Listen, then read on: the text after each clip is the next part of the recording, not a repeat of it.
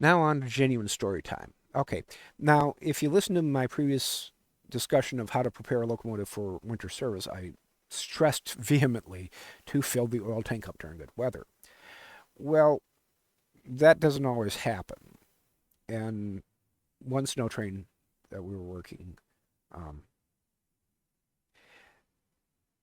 everybody was starting up the engine as they expected, and then somebody looked into the oil tank on the tender for this one particular locomotive, and dropped a tipper rod down and go, "Oh, well, um, who put the locomotive away last?" And they looked down the records and tried to figure out who it was, and they figured out who it was, but what happened in the interim, they had expected to use the locomotive to do some other work and were going to fill the oil tank at that point. Used a used one of the diesels to do that extra work instead of the steam locomotive, and thus refilling the oil tank got neglected. So there was only about a foot and a half of oil in the tank, which would be enough for running most of one day, but there's no way you'd actually run out the whole day with a locomotive, and you'd stand a very, very, very good chance of either getting a line clogged or running out of oil at some point during one of the trips, which would make things very, very interesting because the line, it's not horribly long, but it's long enough that there's no way you can just drift back to the other end.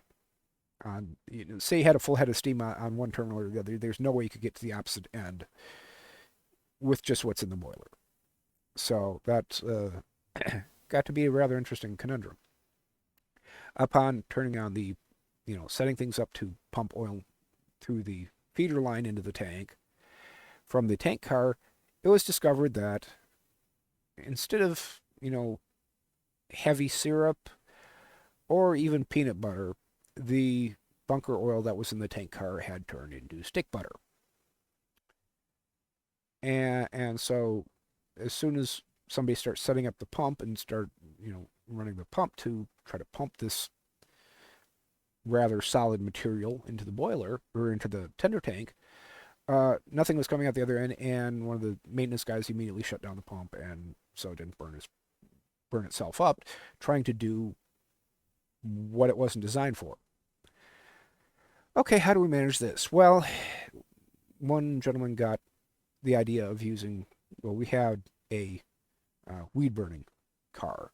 There's torch heads mounted on a maintenance away steel four-wheel track cart basically, and it had a long wand for setting fire to embankments on the bottom to let the fire just burn on its way up and to keep it contained to the sides of the railroad right of way as a means of destroying small brush and flammable vegetation as a matter of fire control. So we got this thing out from its place behind all the equipment in the shops, dumped it on the main line, ran it down the track to by where the tank car was, and got out this massive flamethrower, weed burning wand. It's very hard to describe it because it's a homemade device. Railroad devices tend very rarely to be commercially made, and this particular apparatus used gasoline as the fuel source. But you can't just use regular gasoline unless you really want to have an explosive problem.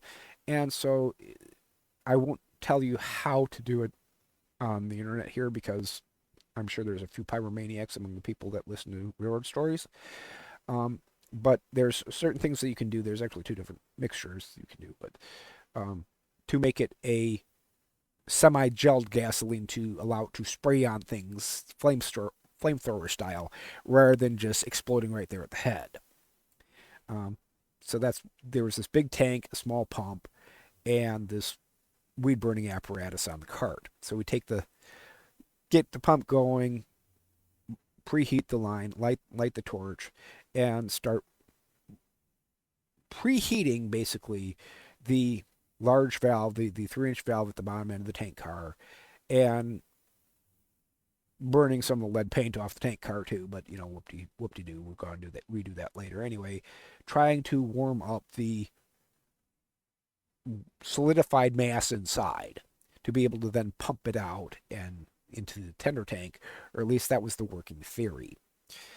After about half an hour, and a number of us wandering back and forth, wondering what this gentleman is accomplishing, um, the valve and fittings on the end of the tank car are glowing cherry red. The tank car bottom is warm-ish to the touch. The top, where the liquid line is still stone cold like the iron rails. And they try to turn the pump on, and again, nothing comes out.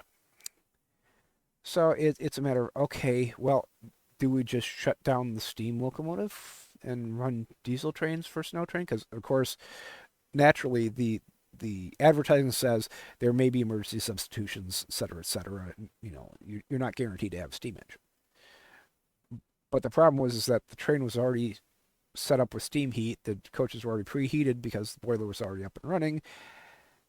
And how do we do what we need to do? Well, the answer is you call the local oil supplier and get, I think it was either 800 or 1,000 gallons worth of number two heating fuel oil to mix into the tender tank with the bunker oil, and you were just firing a lighter mix and a much more expensive mix, so that we could run out that weekend of the snow train service. And as suffice it to say that the oil level on the tender was checked rather frequently after that, whenever you were laying up the locomotive for any length of time. That was until a few other things happened. But when we were routinely getting bunker oil in with tank cars, that's what we were doing. And I don't recall another time when things were as interesting as that, as to whether or not we would actually run the locomotive in service because of low fuel oil in the tender. But there you go with that one. That's another interesting story.